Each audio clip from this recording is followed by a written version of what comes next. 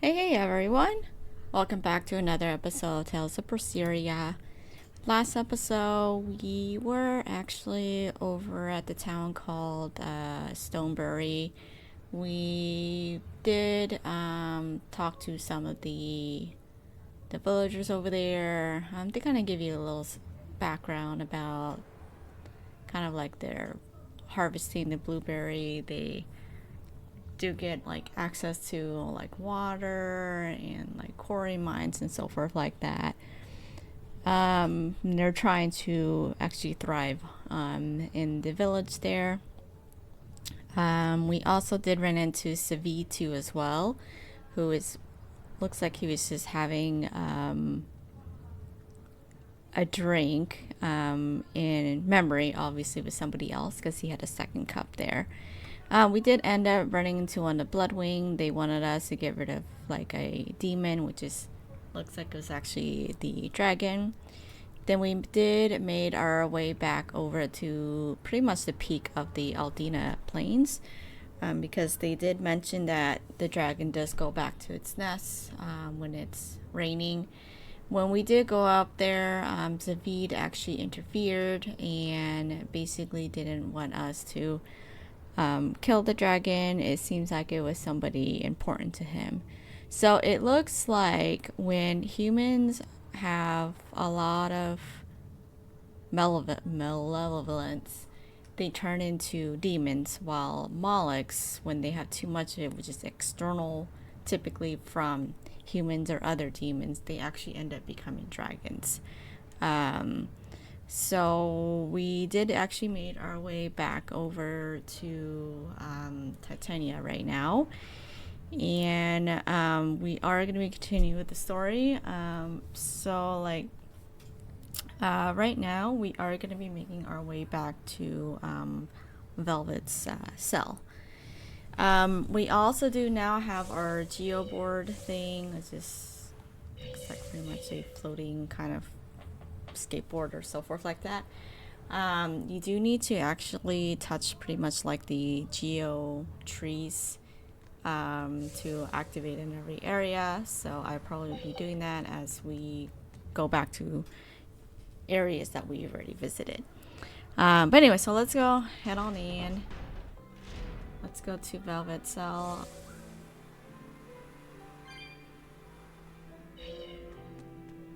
Traveling around is going to be much quicker, especially in areas that we already visited.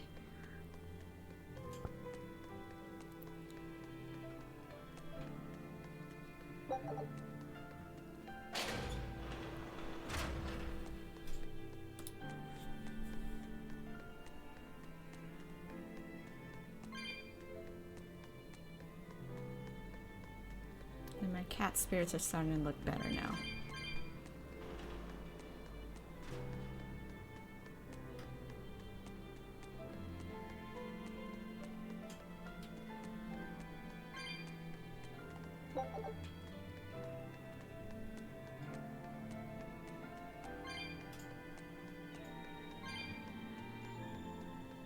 Let's see if I remember how to get back to her cell.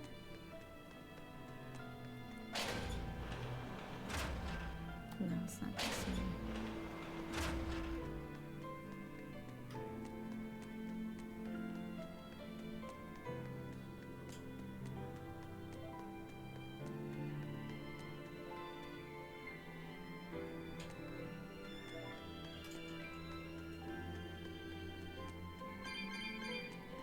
Definitely not this way either.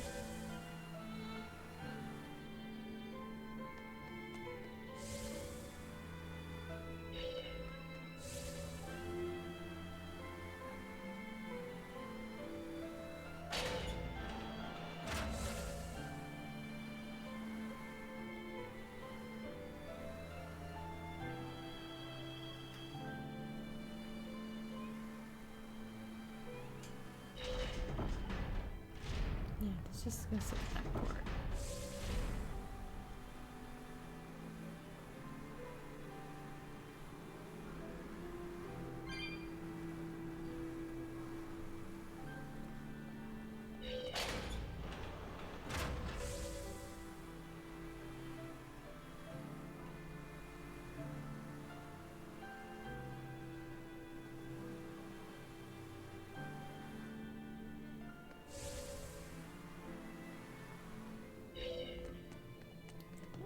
Takes it to the top, right?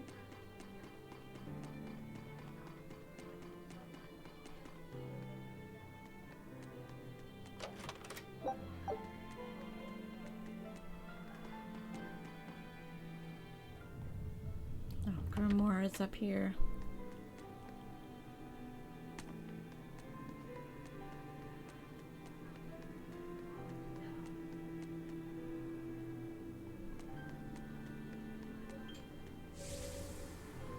Oh, it's probably the other side.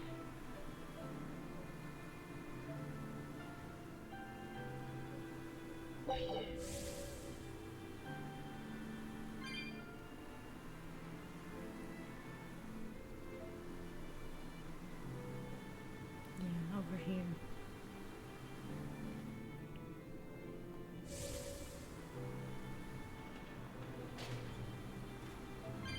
And just grab all these cat spirits. Doesn't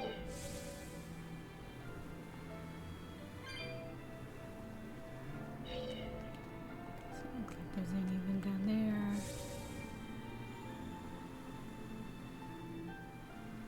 I think her cell is actually directly all the way south.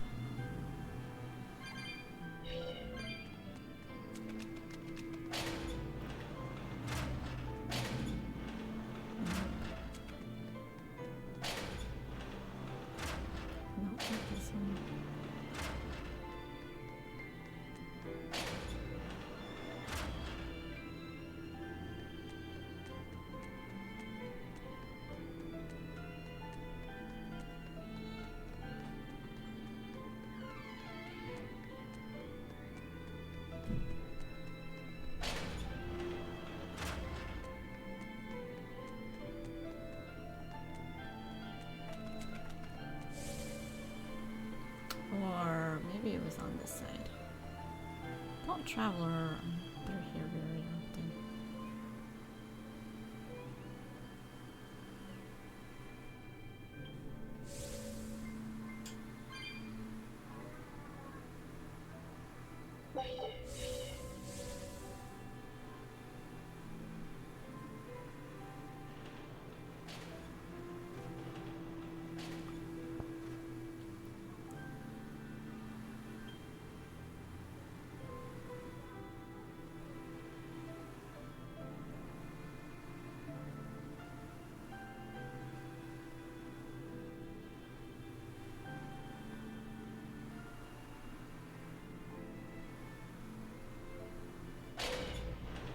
Push yourself too hard now, Laphicet.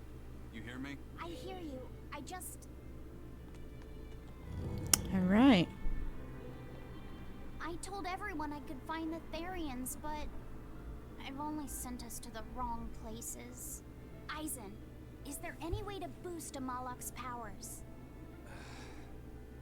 I guess it's okay for me to tell you this. The majority of Malachim today have their consciousnesses sealed away to be used as mere tools for the exorcists. But originally, Malachim were beings who received prayers from people, and in return bestowed their blessings upon nature and mankind. So you're saying that when humans pray to a Malak, the Malak receives great strength? Yes. In general, at least. Some Malachim, like me, buck the system and bring about misfortune rather than divine grace. Oh, that's unfortunate. But who would ever pray to me? Maybe you didn't lead us to any Therians, Fee, but it's not like we came back empty-handed. We found Orichalcum to use against Shigure, and we also learned we can hold our own against a dragon. Velvet. So where should we go next, Fee? Northgand! There's a big Earth Pulse point north of Hellawes. Works for me. Eisen? We can leave whenever you want. Doesn't matter to me. And I'm all set. Let's make our way to the harbor. When I say prayers, I don't mean outright worshipping. All I'm talking about are earnest thoughts and feelings directed at you. I see. So I'm already receiving prayers then.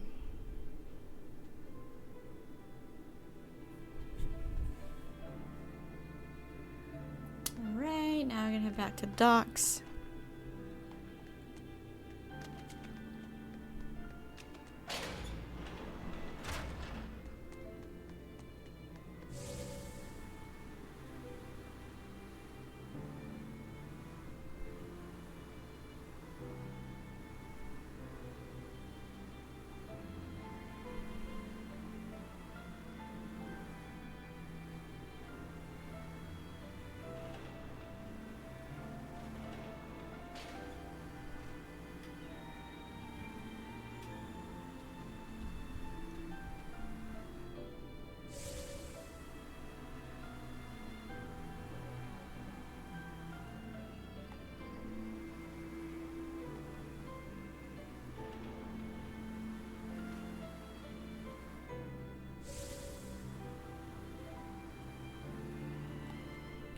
there's a bunch of spirits in this.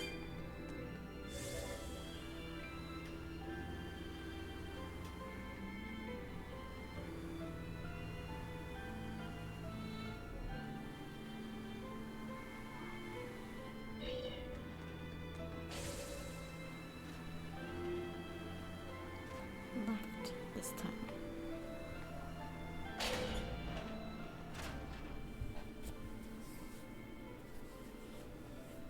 Our next target is north of Hellawes, near the Faldi's ruins. In light of everything we know, I'd say it's highly likely we'll find a Therian there. Let's hope. Then we should make our first stop, Port Hellawes. With the, mischief we got into last time, getting into the city might prove difficult. Benwick, how are things in Hellawes right now? That shipping guild that used to handle our mooring is pretty much toast. But for some reason, the Abbey isn't watching the port as much as they once were. Unfamiliar ships have been hauling in relief supplies, so if we pose as one of the transport ships, I think we can slip in. And if we divert some supplies to an unofficial channel, we might be able to secure a new mooring partner. Smuggling in relief supplies for our own disaster. Cheeky bastards, aren't we? It's what'll get us in. That much is true. It's a plan. Roger. I'll get right on it. Hey, Eleanor. Abbey exorcists don't pray to their tethered Malachim, do they? You mean something besides our oaths? An oath is a magical formula that grants you power in exchange for binding you to a rule, right? Yes, though that is simplifying it a bit. When Malachim receive human prayers, they bestow their blessings upon people and nature. Eisen told me that we Malachim grow stronger when humans pray to us. Prayers and blessings? I've never heard of that. I used to think the same way as the other exorcists. Malachim are merely tools that allow us the use of arts. Yeah, that's what I figured. But Innominat is different. The exorcists all worship him. They have faith in his mighty power. And not only that, the people of this nation pray to the Empyrean for salvation, just as Artorias instructs them. Ah, I get it now. See the wheels turning, do you, kiddo? Huh? Artorias founded the Abbey within the existing Church of the Empyreans, so that he could direct the people's thoughts towards Innominat, so that even while they lionize Artorias as their savior, they are made aware of Innominat's presence behind him. Everyone starts believing in Innominat. The prayers of the entire world go to him, becoming his power. After the centuries-long decline of Empyrean worship, he becomes stronger than anyone today could imagine. The pieces do fit. Oaths, prayers, blessings, the demon blight. So much in this world is affected by matters of the heart. They hold magical power, both effective and meddlesome. We are truly going up against the rest of the entire world, aren't we? Don't look so troubled, Eleanor. I'm gonna do my best to get stronger, so believe in me. I am a Malak, after all. Oh, Laffy said, you've become so brave so quickly. Have I? But you're still cute when you get embarrassed. Hey, why's your face so red? Huh? My face isn't red. Hmm?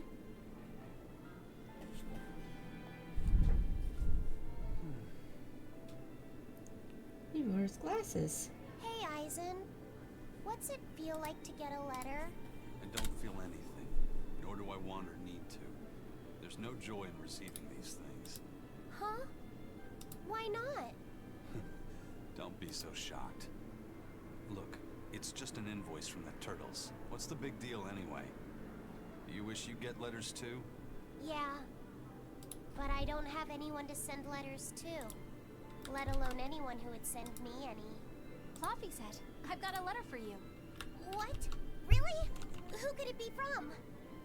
The sender is... Bienfu? Yup, yup! You got a letter from yours truly! I figured you'd be wanting someone to send you a letter right about now, so I wrote one up for you. What do you think? You're happy, right? Oh, yeah. Thanks, Bienfu. I'll even read it for you. Dear Malak Lafiset, I hope that this letter finds you in good health and high spirits. Thankfully, I'm doing well myself, with no major changes to report. Bienfu's taking all this so seriously. It's so rare to actually see him like this. As you're aware, I've been spending my days ironing Magilu's outfits, sewing her buttons, and washing her hat and tremendously long socks. Recently, however, I made the mistake of remarking to her that she might not have been quite as slender as she once was in her younger years. She hung me upside down from the roof in the middle of the cold. I nearly became a frozen Normansicle. It was so horrible that I couldn't stop my tears from flowing down my little cheeks.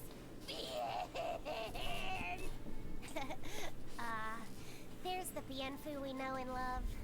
But all you wrote about in that letter was yourself. And you even read it out loud yourself. That's okay. Thanks, Bienfu. It feels nice to get a letter. That's so kind of you to say. I think I might cry again.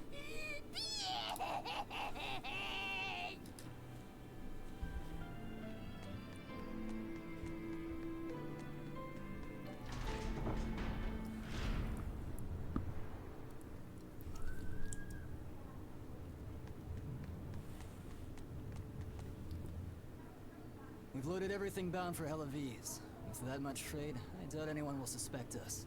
Any idea who can give us cover for docking?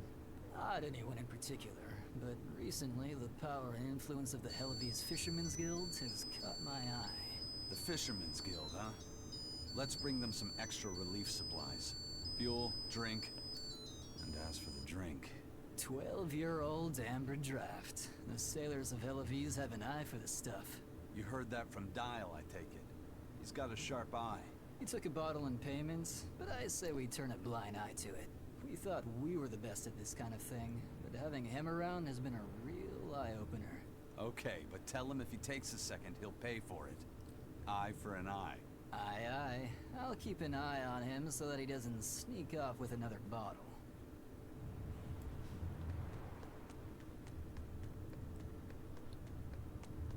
Alright, we'll talk to Benwick now. The supplies are loaded. We can make for Hellawes whenever you want. That was fast. If we weren't hard workers, we wouldn't be sailors. Eleanor! Oh, what's wrong, Kamoana? She said she had a dream about her mom.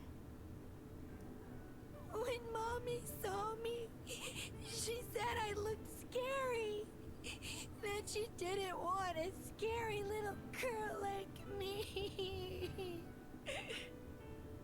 Your mother would never say that, sweetheart. But how can you be sure? Well, how do I put it? I know because I know. You're just lying to make me feel better.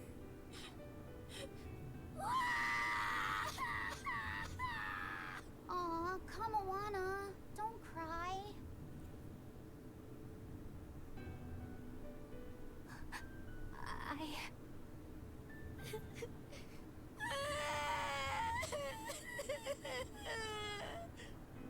Oh, this is the part I hate about little kids. I'm not a little kid. I hate you, Velvet. I hate you. That's right. Let it all out. Stop it! Stop it! Mommy! I saw my mommy! She didn't want me.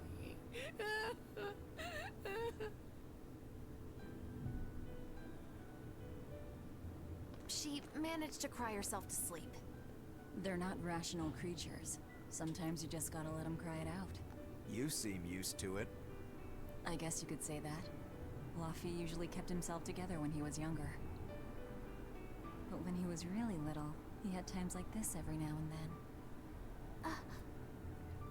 And on that note, let's take off all we can.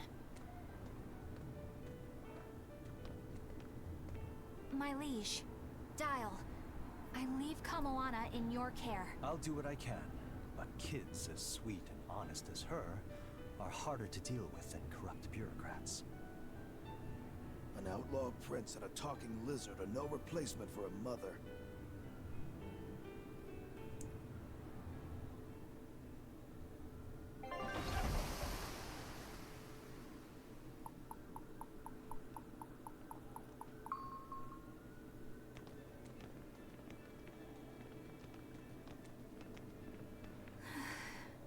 I do hope Kamawana isn't crying anymore.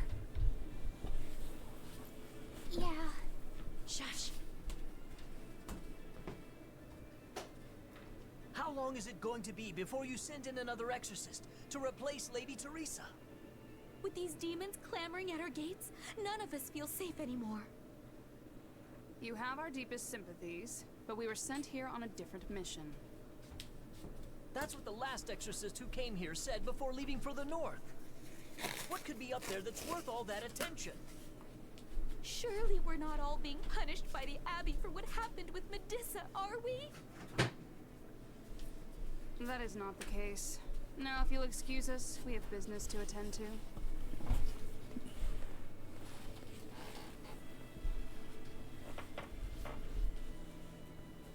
So the exorcists are just passing through town and heading straight north. Odd.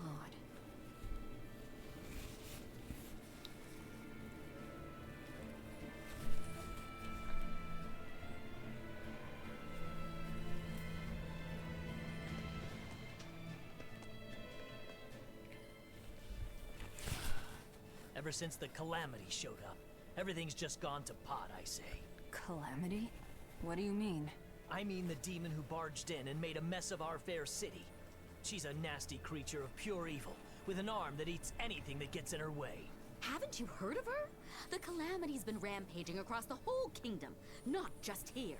Scant few have seen her and survived. Huh. You don't say. After the Calamity raised our ships and our port, the shipping guild fell apart, and our trade routes got poached by other ports. It's bad. The town relies on trade to make ends meet. People are abandoning the city, and our streets are no longer safe. Not to mention the demon blight spreading again. Just the other day, a little kid turned into a demon. Just like that. What a world! What a world! What have the exorcists been doing during all of this?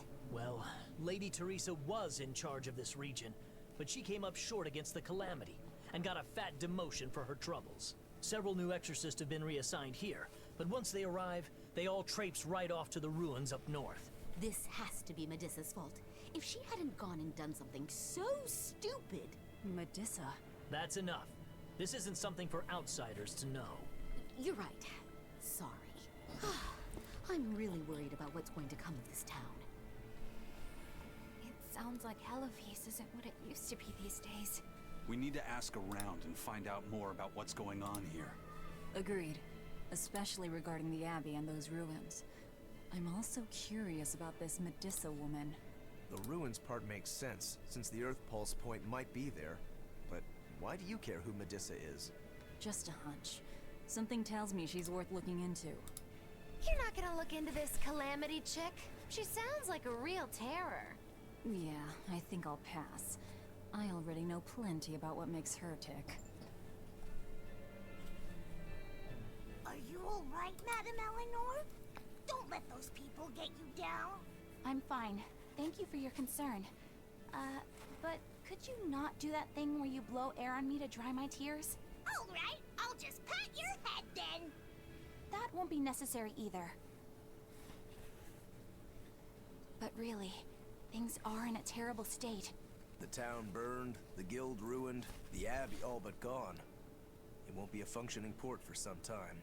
You can't fault them for being upset. They had it real good here until we came along.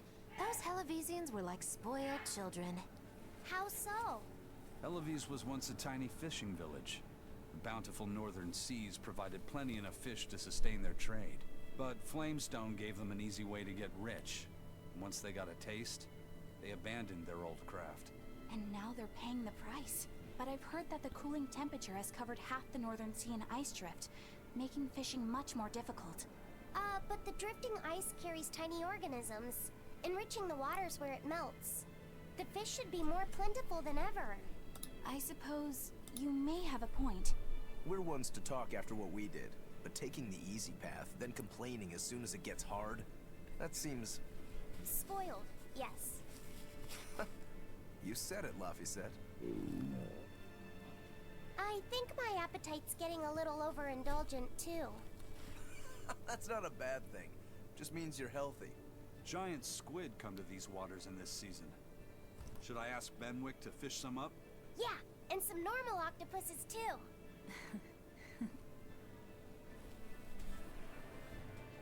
This calamity is... us, isn't it? Well, we've been waging war with the Abbey everywhere we go, and now we're about to take it to a new level. If we pull the next Therian off of the Earth Pulse point, it'll likely be Kamoana's village all over again. The same devastation? Ooh. I wonder if there's something worse than calamity that they can call us. This is no laughing matter. People turn into demons in part due to their own malevolence. It's not like they're entirely innocent. But if there's someone out there who's being forced to act as Inominat's mouth, like Kamoana was, isn't saving them the right thing to do? I cannot argue with that, but... You don't have to worry. I'm the one who will devour the barrier. And I'm the one who will do what needs to be done. Alright, we're gonna see the event bubble. The demon attacks have ground trade to a halt. But people are slowly starting to fish again. Are you a fisherman, too? Aye. This town got swept up in the recent trade boom. But back when I was a young lad, this was a fishing port through and through. Ever since the shipping guild took over the docks, all of us fishermen got muscled out. Making this a commercial port has helped the town grow. But a lot of people weren't so happy with the guild. It's too bad everyone couldn't just work together. Once money gets involved, people change. That's true no matter what age you live in. The people know it's the ones making the money who lead the charge. But we follow anyway. It's human nature. I hope everyone changes their minds once we start rebuilding. But who knows what will happen.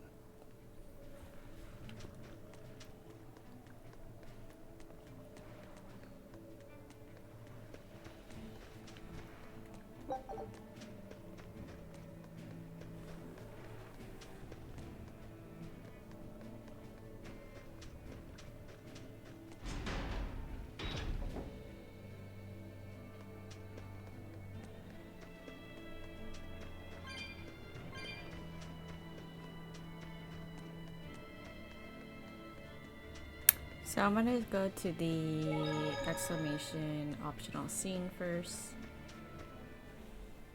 First it was the sailors, and then even a small girl caught the demon blight. I was sure it was going to start spreading through this town as well, but then after that incident, it just went poof and disappeared. I guess I was expecting a little more after hearing how contagious it was. I wonder what really causes it. Who knows? I heard of this one village in East Gand where everyone caught it at once. It wiped out the entire town. I hope the Abbey develops a cure quickly. I can't wait for the day where we can live without fear.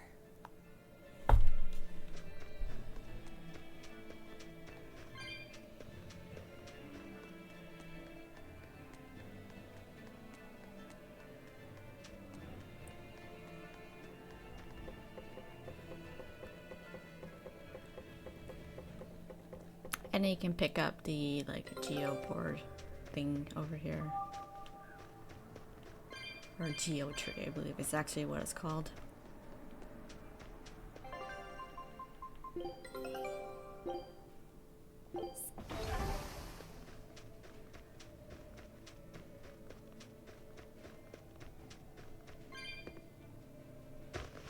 Alright, now we can pretty much view the scenes around here.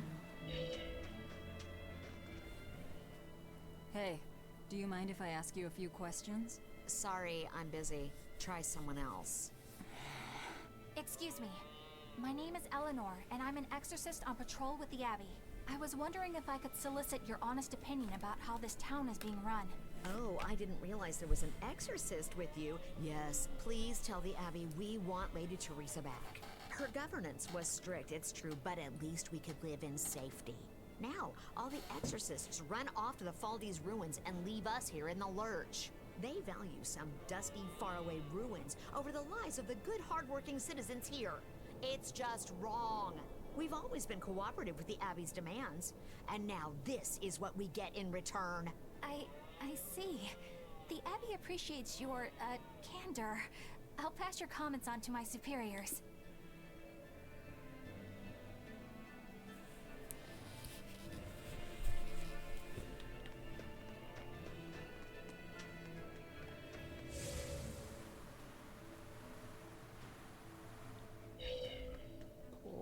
Poor Medusa. Are you a friend of hers? Yeah, she used to live just down the road from me. Medusa raised her daughter Diana all on her own. And then they up and murdered the girl. Murdered? By whom? The exorcists. Once Diana caught the demon blight, the damned Abbey exterminated her like a rat. How cruel. I felt just terrible, but I suppose there wasn't much else to be done with her. But Medusa, she hated the Abbey for what they'd done, so she barricaded herself inside the sanctuary. She just kept on screaming, all like, demons have feelings too. What happened after that? I wouldn't have been surprised to see her executed, but luckily, she was spared that much. An exorcist stopped the guard who was about to cut her down, said, "Don't kill her, she's receptive."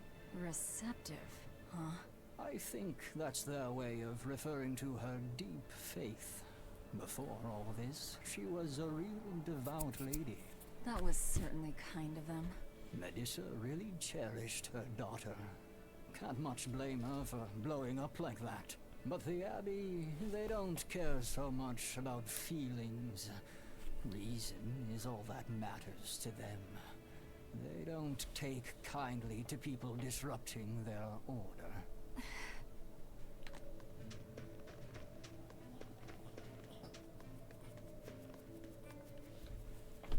If you go north from Hellawes, you'll come upon the Faldes ruins, which are Abbey property.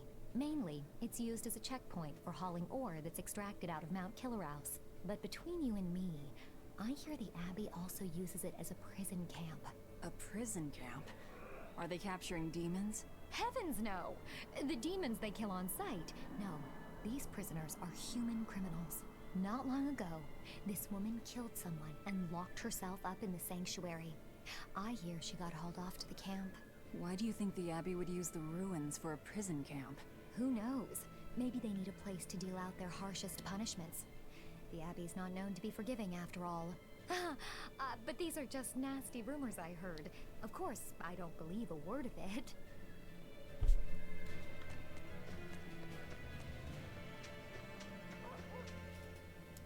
I can't believe the demon blight has spread it to the city now. Scary times. Well, the one who caught it was a little girl, so they were able to deal with her before anything bad happened. But the problem was that the demon girl's mother tried to hide her. That's only human nature.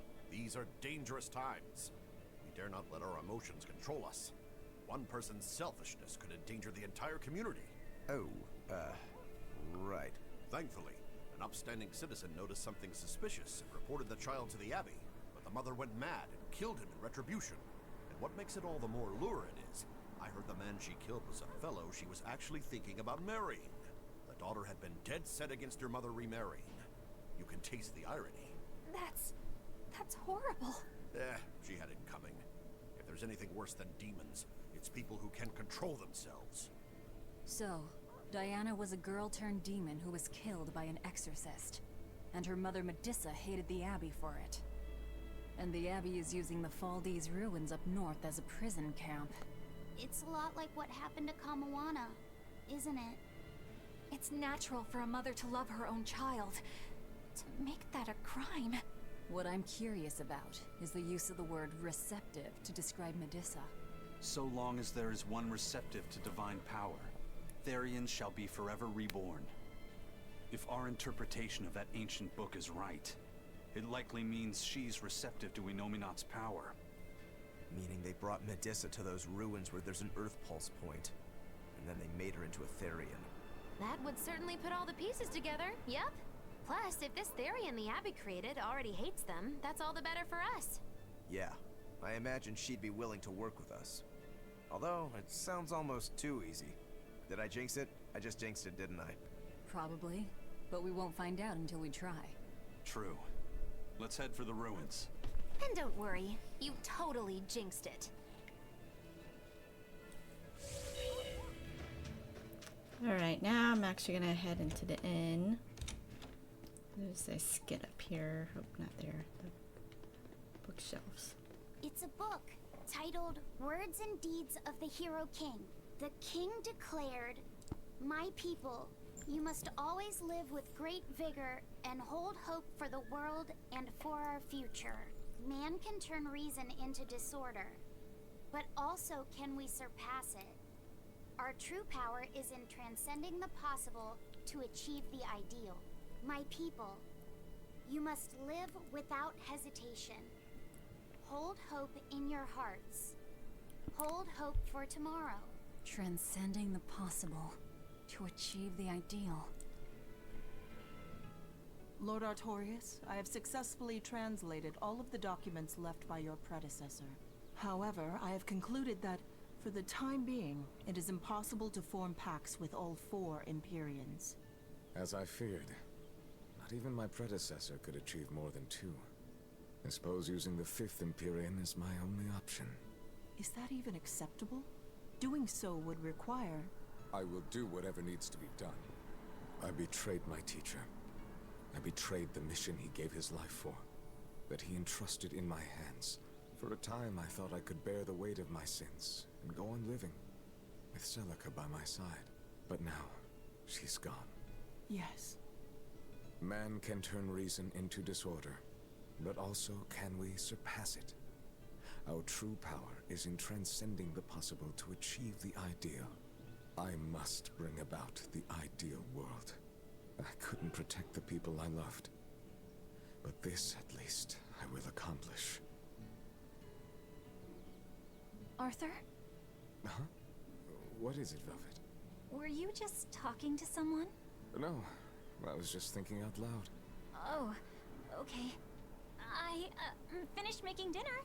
Tonight is prickle boar stew. Plenty of meat, but not too heavy.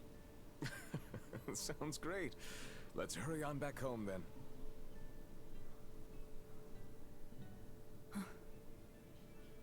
I don't know exactly what all that means, but it kinda sounds nice. I suppose. Actually, it doesn't make much sense to me either. It's too dense for me.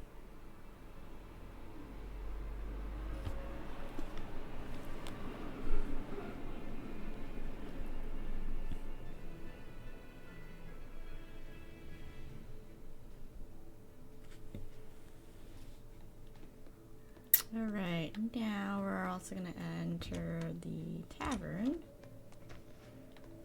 Right here. Some more event bubbles here. Hi! I was wondering if you'd let us put on a little comedy show. What do you say? Sounds good to me. Just try and keep it low-key. I don't want to attract the Abbey's attention. Huh! That's a tall order. Wherever we go, the boy and I have him rolling in the aisles. The boy? Wait, you mean me? I sure do. I'll play the straight man, you play the funny one. Don't sweat it. Even if you mess up, you'll be adorable. The audience will just lap it up. Did you memorize the script I wrote you? Yeah, I think so. Great! I knew you could do it! But if you merely follow the script and adhere to its every word, you won't be very funny. You need to ad-lib in your own style. For you, that's buttering up the audience and winning them over. Ad-lib? I'm not sure I can do that. I have faith in you, kiddo. You're gonna discover a part of you that you never knew existed. Just focus on finding ways to charm our audience. Okay, I'll see what I can do. Oh, right! Then let's get this show rolling!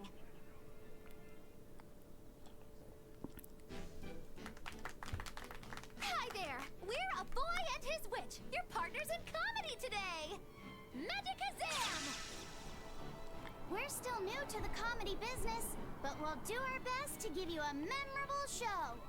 I'm Fee, the cute one, and this blustering witch is... Maggie Lou!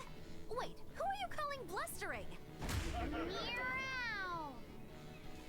Sorry, I just suddenly felt like doing an imitation. An imitation? Like, of a cat? Not just any cat, a nearby cat. Meow! You're losing them. Time to go on our charm offensive. Roll with it, kiddo. Every slip up is just a new opportunity in disguise. See? It's supposed to be a pun on how cats sound and how near is pronounced. I didn't actually hear a nearby cat meow like that or anything. He's explaining the joke? Are you going crazy, Laphicet? What good does explaining a bad joke do? But you told me to ad-lib to try and win our audience over, didn't you? I figured maybe if I explained it to them, they'd get the joke and find it funny. Just stop. Even if they get the joke that way, it's just going to be sad. I don't mind that. I'm not afraid of messing things up.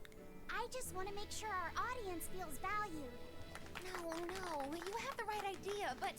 I guess I should mention, Moggy Lou's the one who came up with the script. She just made me come and act it out. I don't care if it made the audience happy, you just sold me out! I can't work with you like this. No way!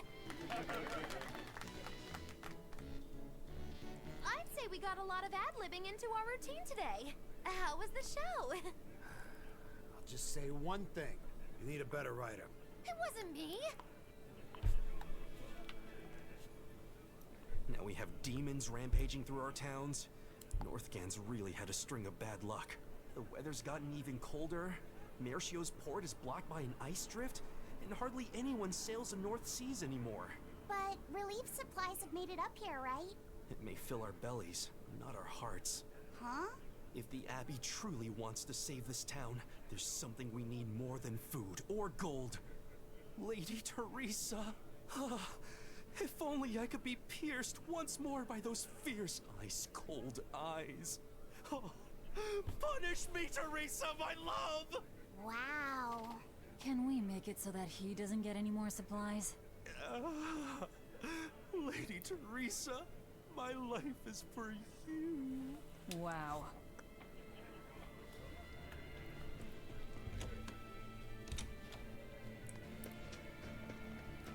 Alright, now we can actually finally exit out of town.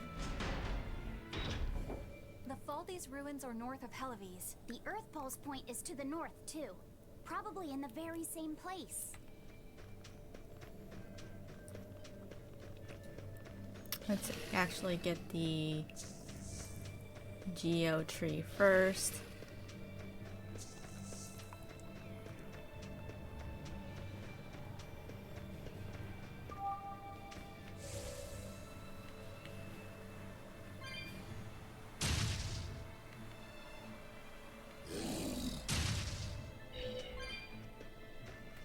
Hellawes is different now, isn't it? Maybe, but you've changed too. True. When I first met all of you, I never could have imagined I would go on such a journey. I could barely even think then. But then Velvet let me keep this compass. And Eisen and Rokuro taught me to be myself. They certainly did. And look at Dial. He's a regular part of the Von Altia's crew now. Even Restless Bienfu and Grimoire are now part of our merry band. Yeah. Hey, aren't you forgetting someone? Oh, and the prince and his hawk, and Kurogane and Kamawana are with us. Listen, I've got more part in this tale than any of them. Hush. Whatever I'd say, you'd say it doesn't matter to you. At last you begin to understand me. Magicazam!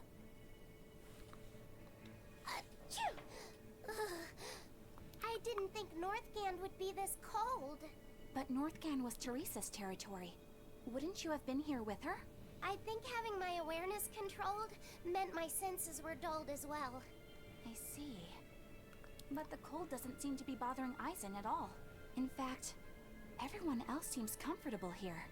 If you shiver at these temperatures, you'll never make it on the high seas. In my youth, I practiced the blade under the blazing sun and through raging blizzards. Besides, when I turned into a demon, extreme temperatures ceased to affect me. The same thing happened to me. I used to hate winter. So that's some good luck. But what of yourself? You seem to be handling it just fine. I'm freezing, actually. I don't know how you stand it. I loathe the cold more than anything. That's why I've armed myself with a secret weapon. I've stuck thin, yet powerful, Cuckoo brand hand warmers all over myself. I even packed them in my shoes. Really? That sounds amazing. I'm willing to share, if you act like a dove. What? Go cuckoo, like a dove. Please share your cuckoo warmers with me. Cuckoo. You're no velvet, that's for sure.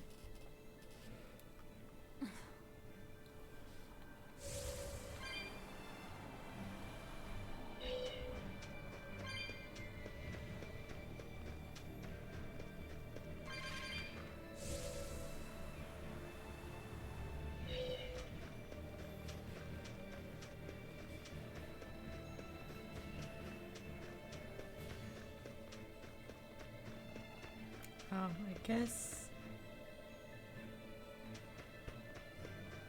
I wonder if you can see the event bubble from going through the tunnel.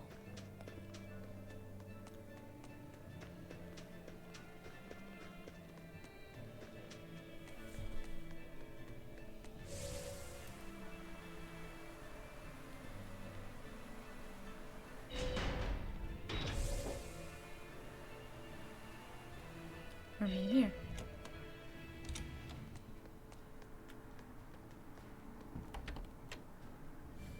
Yep.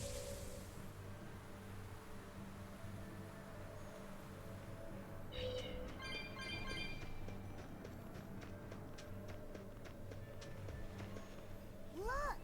It's another ingredient for the Omega Elixir. A unicorn horn, huh? Hey! Whoa! Careful with that!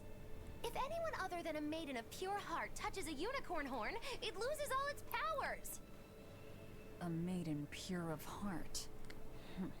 That's a pity. Nobody here fits that description. I beg your pardon. Just what kind of woman do you think I am? Well, when I think of a pure maiden, I think of a princess who's never lifted anything heavier than a pair of chopsticks her whole life. Your view of women is completely messed up. Is it? Well, personally, I'd liken myself to a maiden who's maxed out her purity stat by her third playthrough. But I'll defer to Velvet. Hey, Fee. Why don't you carry it? Me? Are you sure that's okay? Honestly, I don't know.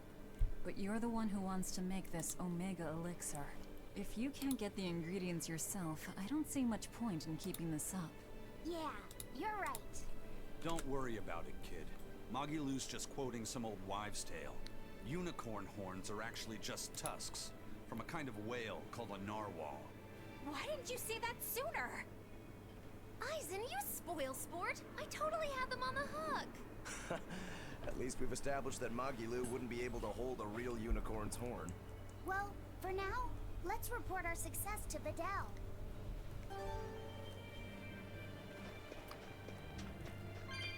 Right, we're gonna go up here.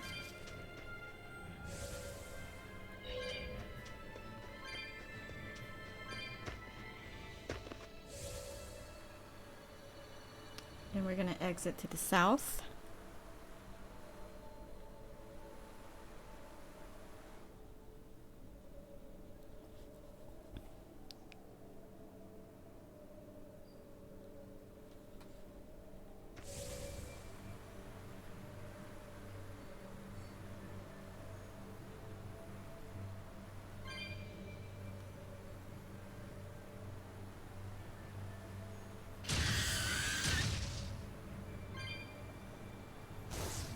Now you can actually get this chest.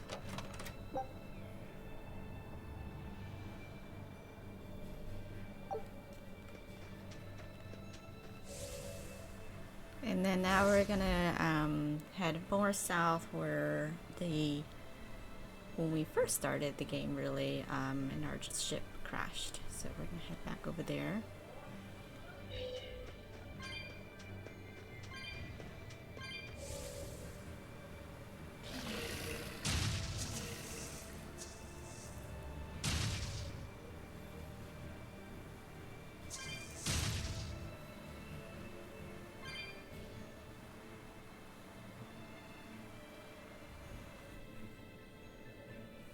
There's a demon hunt over here. Let me actually just grab all of my spirits laying around here first.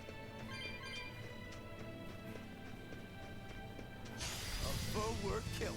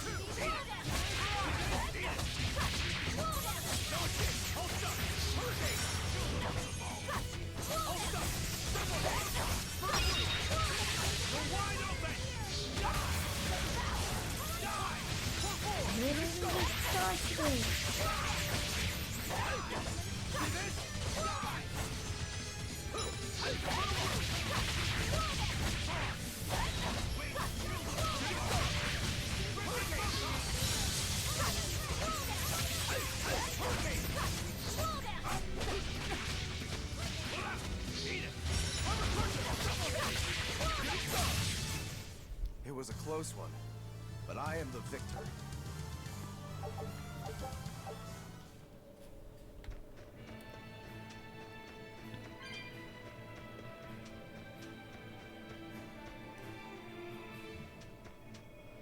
Alright, so I'm going to be doing some optional stuff.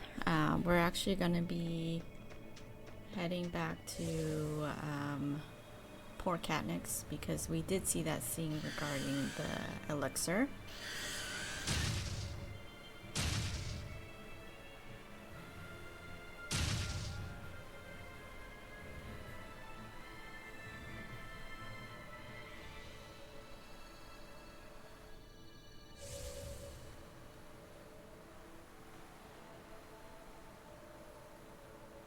So we're gonna go back to Hellawes again.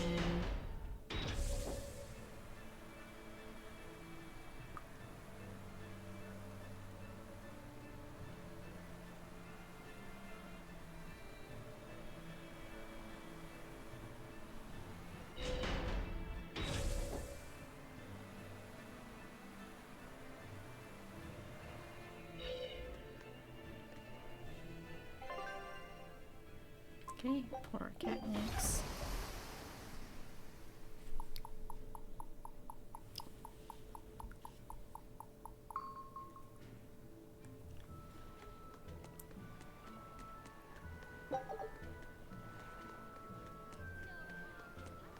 Let's get the Geo tree.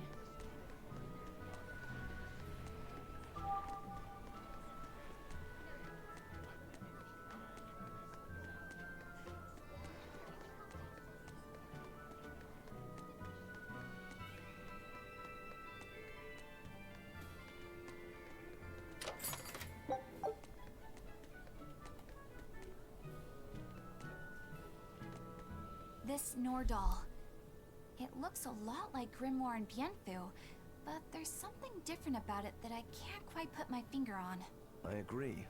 Those two are positively gloomy, but this doll seems calming, yet glamorous too. Like I said, a quiet radiance. Yeah. You think so? I think it's more lethargic or absent-minded.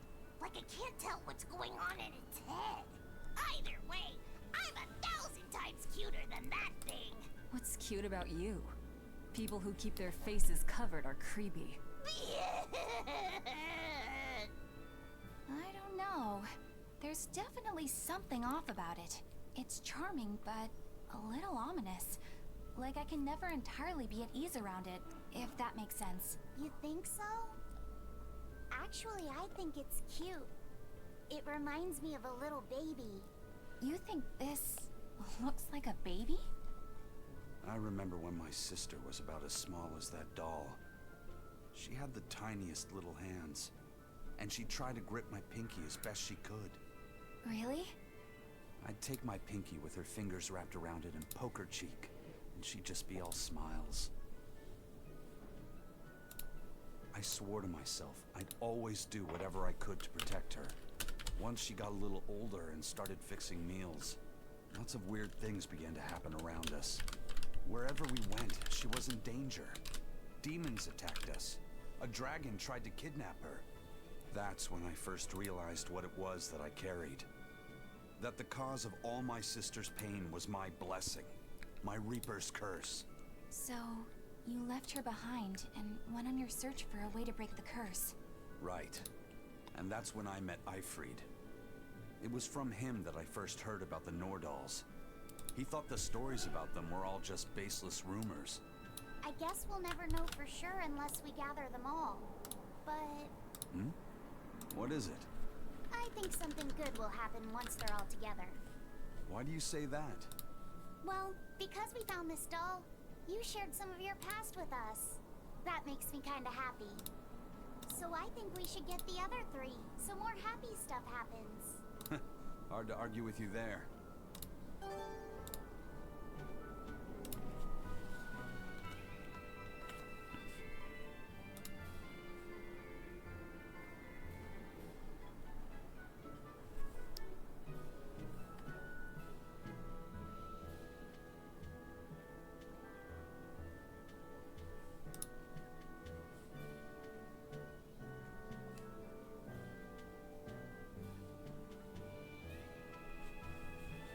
Alright, now we're gonna enter the inn.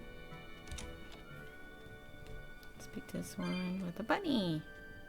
Next weekend is Bunny Bonanza Saturday. Bunny Bonanza Saturday? What's that? I've heard of this. You eat a hearty, healthy meal of rabbit meat to help you get nice and strong. You eat rabbits? No, silly. The night of the third Saturday of every month, lonely people go to sleep hugging a rabbit. Huh. If you go to sleep with a fuzzy friend in your arms, you're sure to have good dreams. No, I'm sure I heard that you eat them too. You must be thinking of Rat Pig Roundup Saturday. There's a Saturday for rat pigs too? Yup. On the night of the third Saturday of every month, people who aren't lonely eat rat pigs to get nice and strong. Makes sense. Rat pigs are great sources of nutrition. An amazing choice for anyone, lonely or not. The secret to a happy family is Rat Pig Roundup Saturday. That's what I always say. I feel bad for the rat pigs.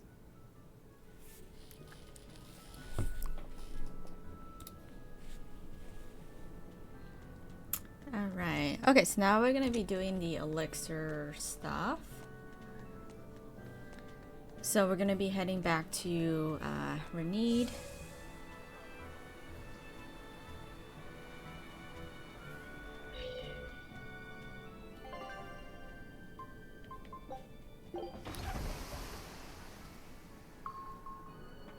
And then we're gonna talk to V's friend Videl.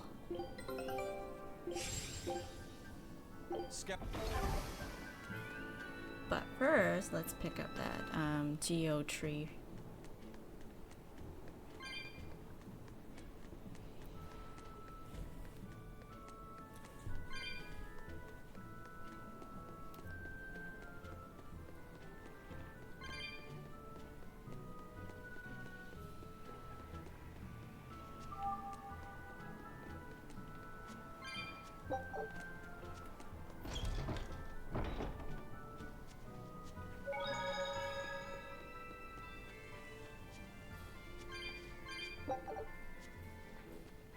Where's Videl? Hey Videl, we found another one of the ingredients. Thanks. Have you figured out any of the remaining ones? Yeah, but only one of them. Are you okay? Are you feeling sick again or something? I found something else in the book. The Omega Elixir was originally concocted as a way to cure the 12-year sickness. The 12-year sickness? an incurable disease. Every 12 days, you break out in a fever. Each fever is just a bit worse than the one before it. And when you turn 12, you die. That's just like what Laufey had. Videl, you're not saying... My symptoms are an exact match. And well, my 12th birthday is coming up. Videl, don't worry. I'll get you the other ingredients. We can make the Omega Elixir together. It's no use. There's no way you can get them all in time. And even if you did, I'm not sure I could actually make the Omega Elixir. We can do it. When there's a will, there's a way. Easy for you to say. You're not the one who's sick here. You get to travel across the world. You get to see all kinds of incredible things. Videl. Just go. Leave me alone. I don't want to talk to anybody right now. Laufey said you don't have to feel so bad. It's okay. Thanks, Eleanor. But Videl's right. I hadn't even considered his point of view. But you were just trying to be nice. Well, even if he doesn't want me to interfere with him, I still want to make that Omega Elixir. He's a friend, and he's in pain. I want to help him. Yeah, you're right. I'll help you out too. Keep basking in them sunshine and rainbows, kids. But as far as anyone knows, there's not one case in all of recorded history of anyone who has it surviving. How does it progress? It's incredibly rare, only caught by children. Nobody knows how they get it. Some people think they're born with it. Might even be a curse. Symptoms are certainly weird enough. A fever every 12 days, just like Laufey. Did he have the 12-year sickness too? Did Artorius know that when he decided to sacrifice Laufey? Was there never any hope to save him at all? Was he doomed to die at age 12? That's too much to...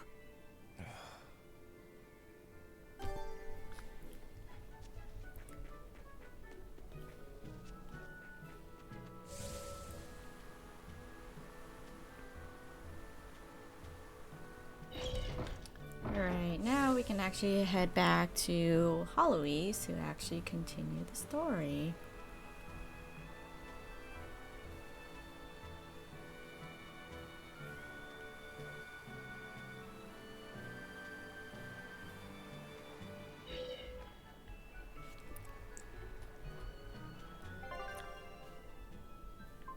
Okay, return to Hellawes.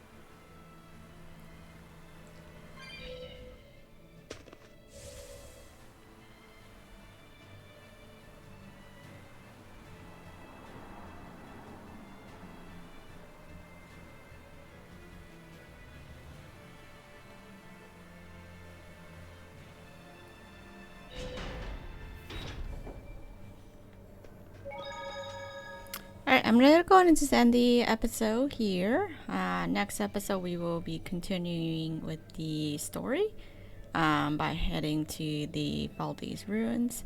If you found this video helpful in any way, please like and subscribe. I'm always posting new videos every day. Other than that, thank you for watching. We'll see you next time.